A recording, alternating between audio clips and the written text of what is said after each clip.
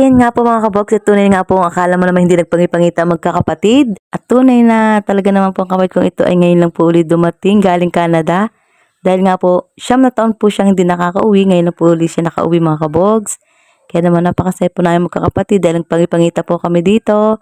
At ngayon po ay meron po siyang sariling bahay at ngayon nga po bumisita po kami dito sa kanilang napakagandang bahay mga kabog. Dahil piyesta nga po dito po sa San Isidro Sur, Santo Tomas. Ayan nga po mga kabog, nandito rin po ang kanyang ina, ang kanyang bianan mga kabog. At yun na nga po, binisita na nga po ni Kabogs TV ang bahay na aking kapatid dito sa San Isidro mga kabogs. At ayan nga po, si Tia Juliet, ang ina po at bianan ng aking kapatid na panganay. Yan. Nandyan din po mga kamag-anak din po ni na Ate Irene dahil pinakakilala na nga rin po nila kami.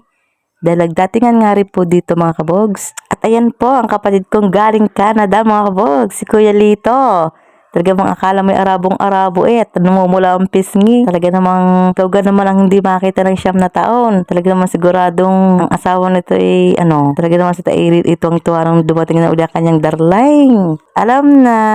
At ayan, nagpangita nga din po kami na Timonang at ni Ate Lisa mga kabogs.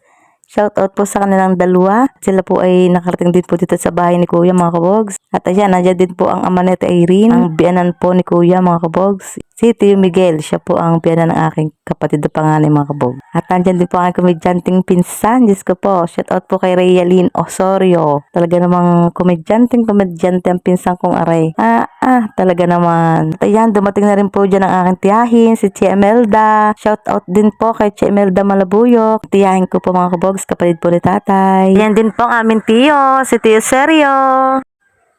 At si Denise, busy sa pagsiselfone, hindi na makausap ng tita. Yan ang dalaga, nagutom na, kaya umuna na kumain. Yan na rin pong aking kapatid na, nag-iisa ko pong kapatid na babae. Magkamukha daw po kami dyan mga kabogs. At ang mga iba ko pong mga pamangkin nandito rin po at nagiinom na po sila dyan.